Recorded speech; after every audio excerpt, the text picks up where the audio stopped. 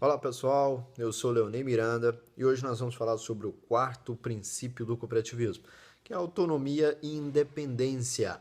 Então esse princípio ele diz que as cooperativas são organizações autônomas e independentes, de ajuda mútua, né, e controlada democraticamente pelos seus próprios cooperados.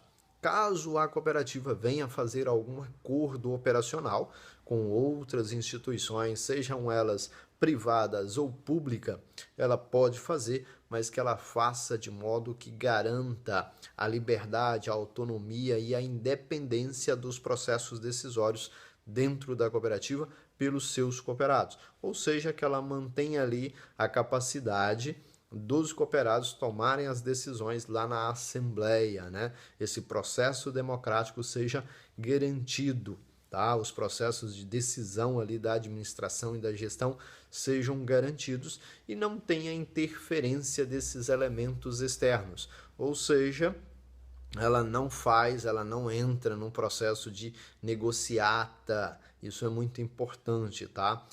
Às vezes aí nesses acordos levar ou gerar ou dar algum benefício ou receber algum benefício para alguns indivíduos apenas dentro da cooperativa, né? Seja lá do conselho administrativo, seja para algum funcionário ou apenas para um dos cooperados.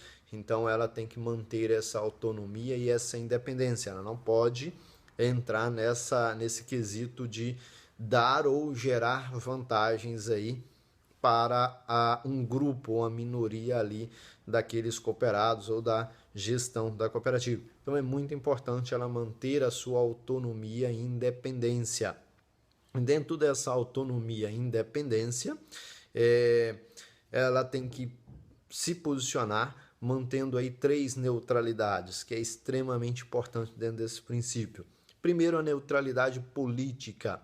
A neutralidade política, eu quero dizer que a cooperativa ela não deve se vincular ao partido, ao partidarismo, né? Ela não deve assumir um partido ou comprar um discurso e ao apoiar ali, então ela tem que se manter neutra.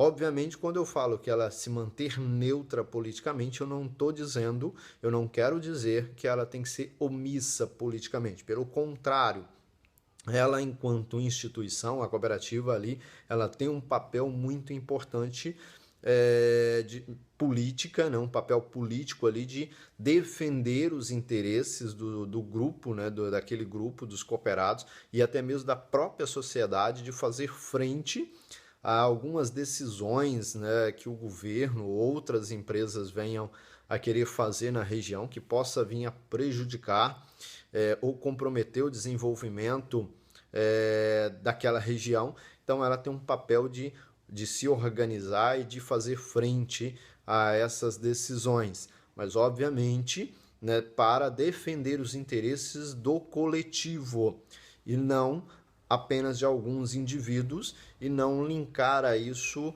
a assumir uma posição política, de nós vamos apoiar o partido X ou nós vamos apoiar o partido Y.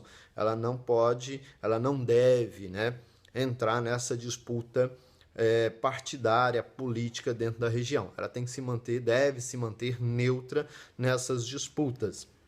A segunda neutralidade é em relação à neutralidade religiosa. A cooperativa ela não deve definir um credo religioso para o seu quadro de cooperados e nem definir isso como critério de entrada ou de permanência. Então ela tem que ter uma neutralidade religiosa.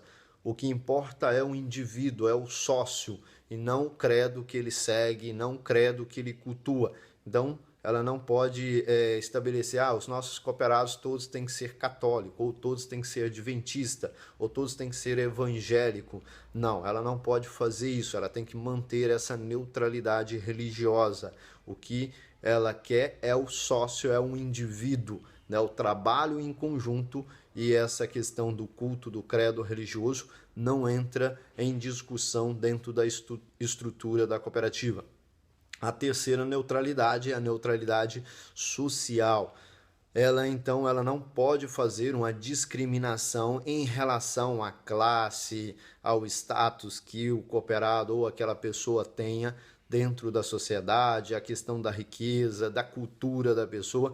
Então, ela não pode gerar uma discriminação ou ter algum processo discriminatório relacionado a essas classes, à cultura, ao status que o cooperado tenha. Então, ela tem que manter aí também uma neutralidade social, até porque a nossa própria Constituição deixa muito claro que todos são iguais perante a lei. E, obviamente, a cooperativa ela tem ali um objetivo de trazer e de gerar e de transformar a vida das pessoas, gerar resultado para os seus cooperados, né? Agregando ali maior qualidade de vida, gerando benefícios para eles, independente de qual classe ele pertença, de qual religião, de qual é o partido preferido do cooperado. A cooperativa ela deve se manter neutra para não ter não gerar conflitos internos, não gerar aí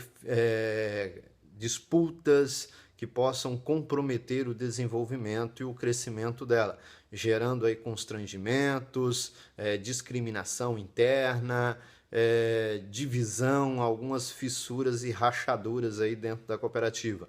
Então isso é muito importante, ela manter essa neutralidade.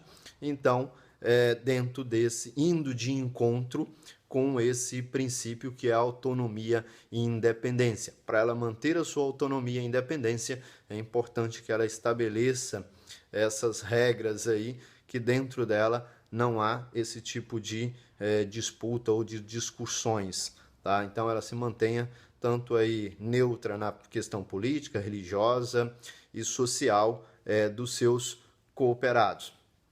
E quando ela estabelecer relações com terceiros, que ela faça isso de modo que garanta e permaneça com a sua autonomia e independência ali no processo decisório. Isso seja garantido e mantido para os seus cooperados.